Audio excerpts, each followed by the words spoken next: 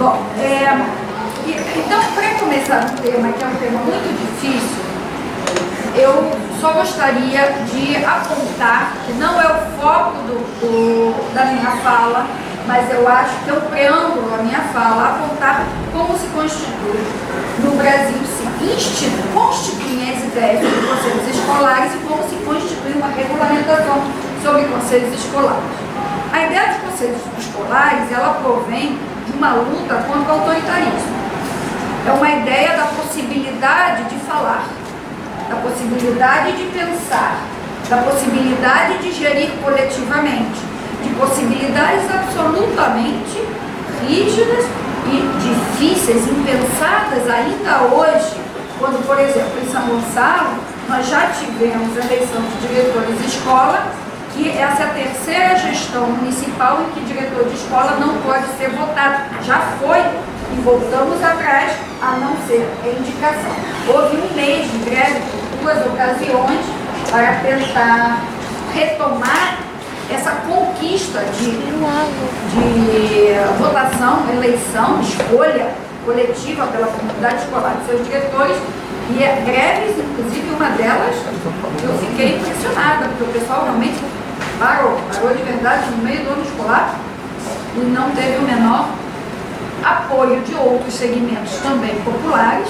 Ficou uma questão escolar dos professores e não teve sucesso na gestão municipal. Então, o que nos parece muito óbvio, participar, fazer conselhos, não é óbvio. Isso que eu queria começar dizendo isso, que é um tema muito complicado, primeiro porque não é óbvio e não é desejado por uma certa forma de conduzir o público, que é uma forma autoritária. Isso de um lado.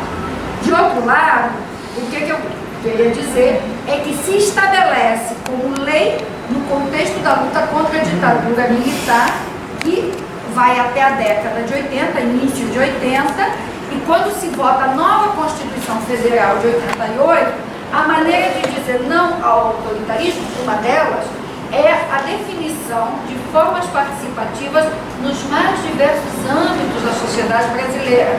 Conselhos de infância, conselhos escolares, conselhos na área médica, de saúde, conselhos na área de juventude, orçamento, meio ambiente. Então nós temos conselhos em todos os lugares, que o Fundeb, inclusive, foi o Fundeb, hoje é o Fundeb, ele se gere por meio de conselhos, essa é a ideia desses fundos. Qual é a ideia? Que a população participe do lugar em que está, do lugar de seus interesses, da gestão dos espaços públicos. Bom, isto é a contramão da nossa história. Quem lê qualquer episódio da nossa história é uma história de pré-definições e de uso do espaço público e das pessoas como parte do espaço público. Em que medida o uso? Quando Marisa dizia, bom, quais as propostas em relação, quais as questões que afligem a escola, elas são pré-definidas. Eu chego na escola e já sei que o problema é o abandono, é a inconsequência, é a família desestruturada. Isso já me vem dado. Então, se é a família desestruturada, eu tenho que agir em cima da família.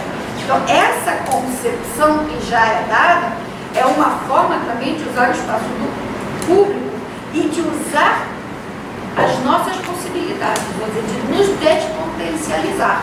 Porque na medida que o problema é a família desestruturada, eu não tenho que pensar. Não só não tenho, mas não posso pensar.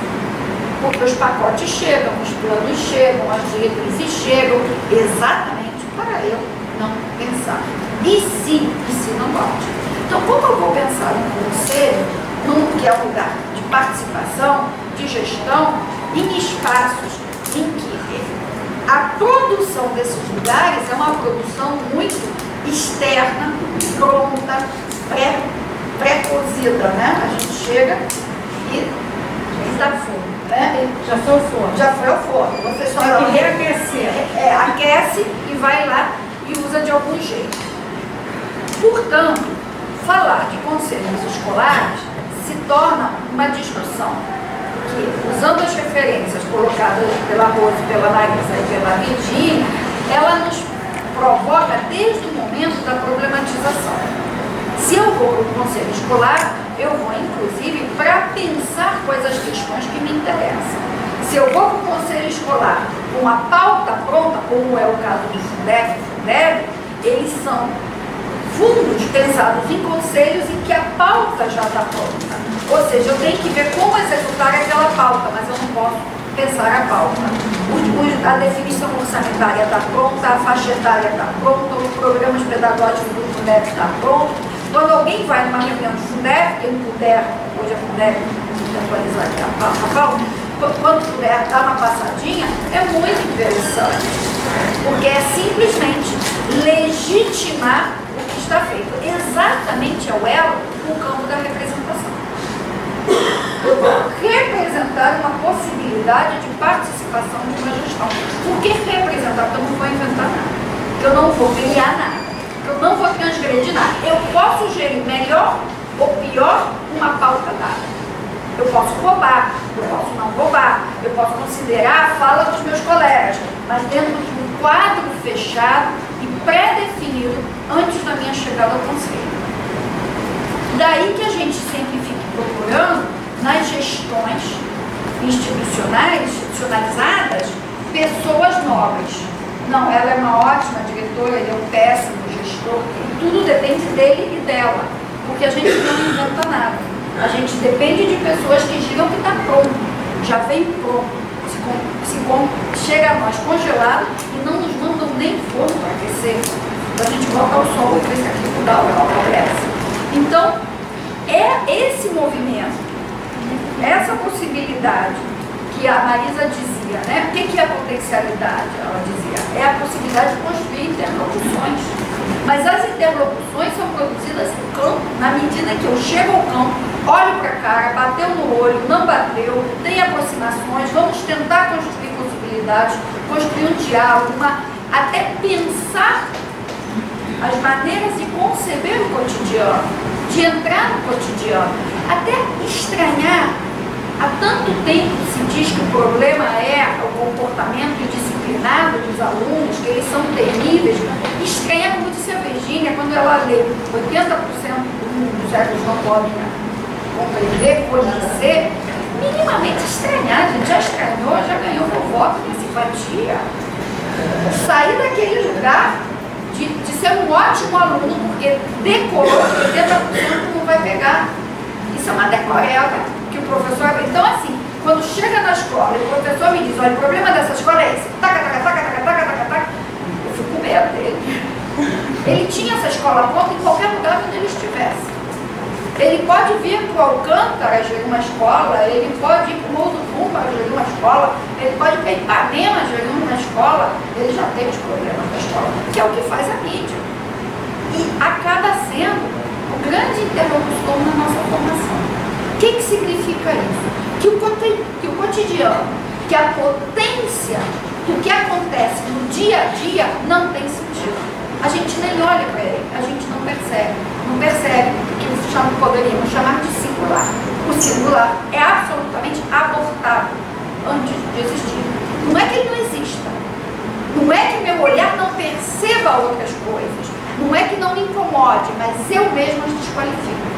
Eu mesmo não imagino que eu posso pensar essa escola, que eu posso ter ideias sobre esse cotidiano, que a minha relação pode ser outra a partir do que eu mesmo vou produzir. Como eu vou pensar a gestão de uma escola, a formação de um conselho, se eu obedeço toda uma lógica de conhecimento que antecede, inclusive, a minha entrada na sala de aula, que estamos homeopaticamente tomando aqui na faculdade, ou na normal, ou não importa onde, antes de entrar em sala. A gente chega em sala, pronto, sabemos quais os problemas. Ou você não é bom aluno, não foi bom aluno, não sabe quais os problemas. Qual é a sua formação lá fora? E quando a gente diz, vai lá, observa, mais do que observa, sente, vive aquilo, como disse a Rose, como te afeta aquilo?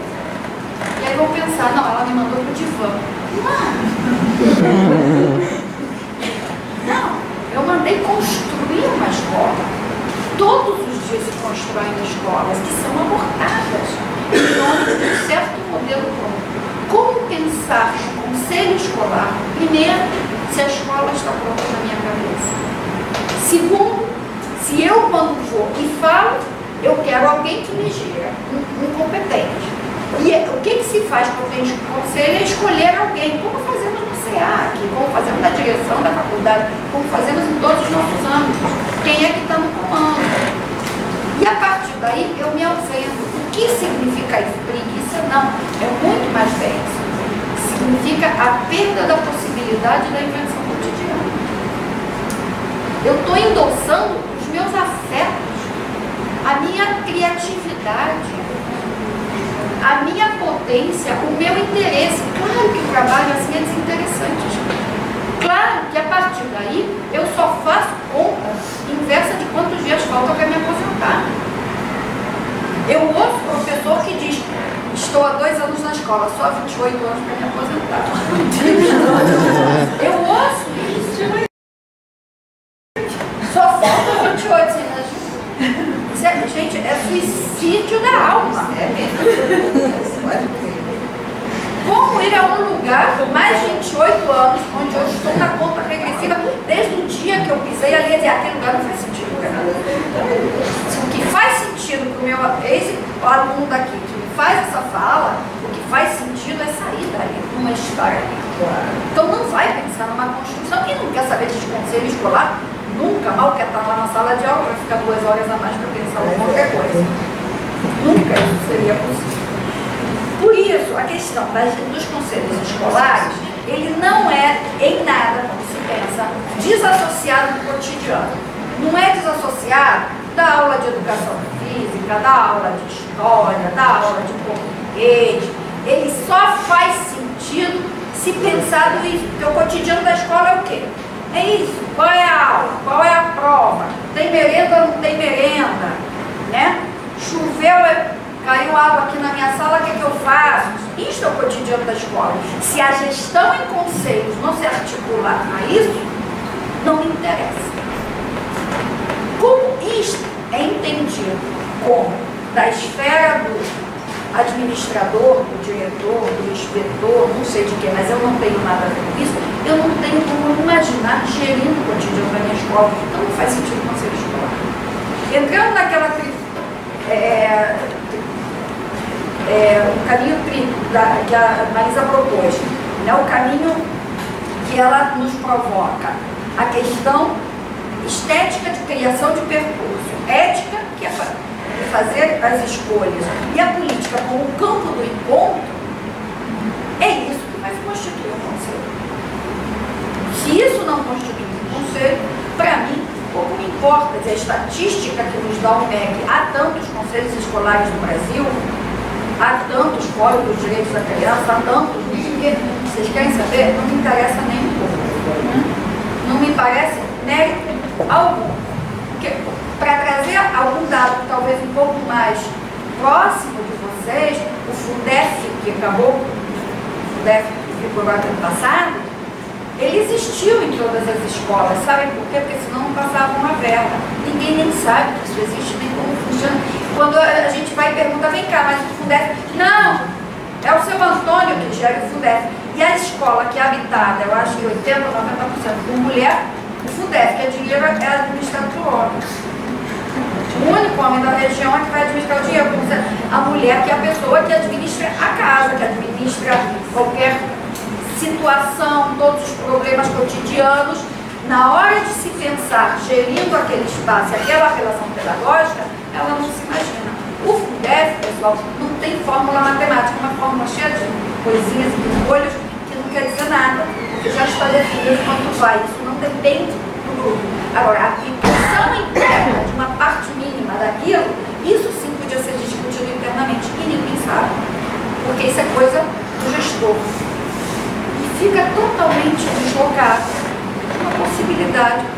Estamos aqui na mesa discutindo e propondo, que é a possibilidade inventiva na relação pedagógica.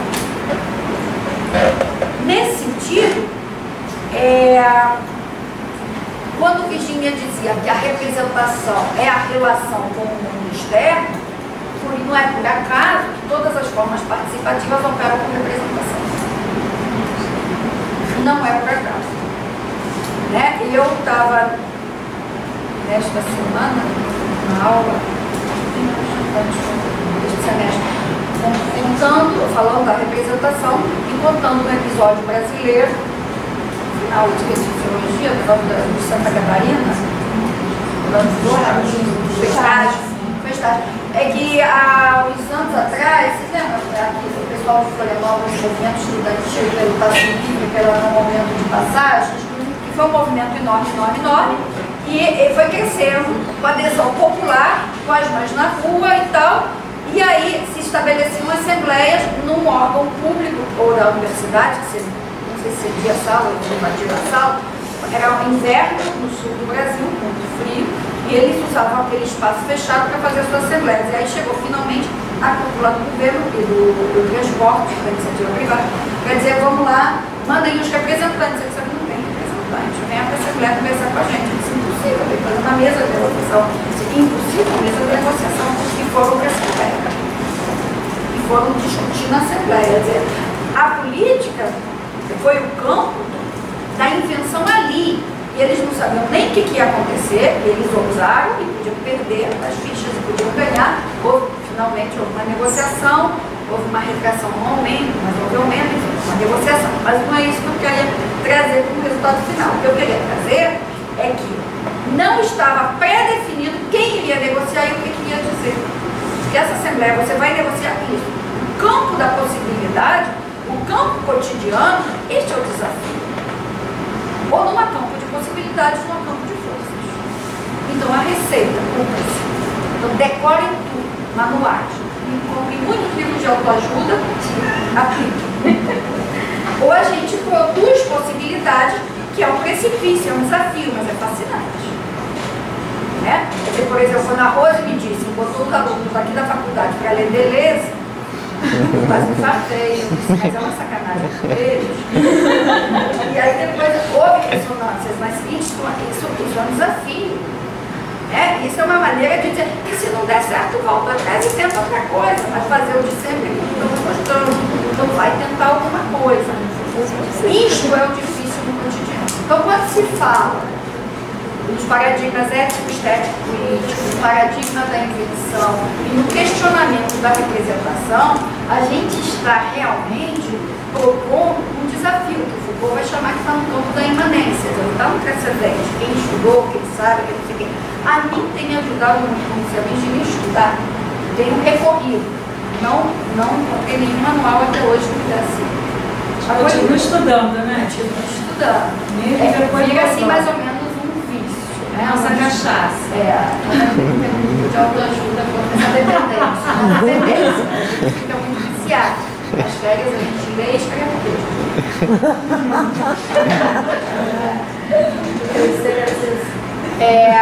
porque vira um prazer, vira um desafio. O pensar é muito desafiante. A questão que me parece mais significativa em termos de potência ou despotencialização é a possibilidade de pensar. E do afeto como articulação da nossa prática cotidiana. Quer dizer, na medida que eu chego e digo, não, ele é que sabe, você faz isso, eu não tenho nem que pensar, mas nem que sentir. Porque quando eu digo, olha, aconteceu uma coisa assim, ajuda a pensar o que eu faço com isso, vai muito pela sensibilidade. Vocês vão se lembrar o caso de um sobrinho, de uma professora, de uma situação, de um medo que cada um de nós teve, a gente começa a pensar, e a partir daí a gente cozinha um caldo, faz uma proposta. E isso é desafiador. Não quer dizer que o sucesso, só com autoajuda, o sucesso total não. Neste campo, não. Neste campo, são desafios. Então, pensar os conselhos escolares contra o que normalmente se demanda, que é como são, qual é a lei, qual é o artigo, como tem que funcionar, tudo isso existe. Posso fazer uma propaganda. Tem um livro de conselhos participativos de escola, inclusive um seminário sobre conselhos aqui na FFB, editora BPISA, enfim, tem propagandas várias. O site do Planalto estão todas as leis federais, tem as leis estaduais, tem as leis municipais, para conhecer a legislação sobre conselhos. Aí tem todo o campo em que eu não desprezo a leitura e o conhecimento. Agora, nem pense que algum conselho vai funcionar porque depois é a lei. Tanto é que não funciona. Não funciona na minha expectativa, no meu interesse, inclusive na motivação que os produz, no movimento político no Brasil, onde pessoas foram desaparecidas, torturadas, mortas. Quer dizer, tem todo um movimento e muitos professores, quero lhes dizer. Sindicato, professor, como todos os sindicatos, foi invadido, muitos professores foram pegos. Doutor, não é só, a gente acha que são os barbudos que levavam na universidade do Rio de Janeiro.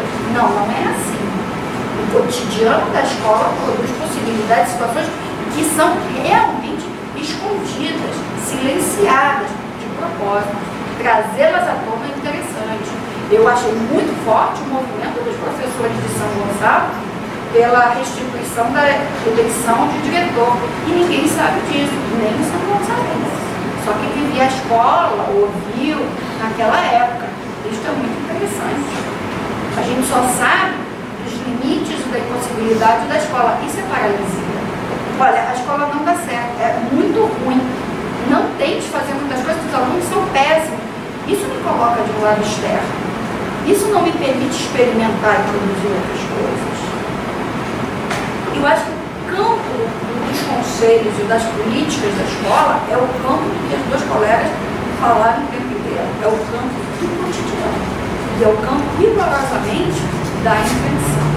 É a partir daí que eu posso pensar uma gestão interessante, possível dentro da escola. O resto, para mim, é repetição e obediência.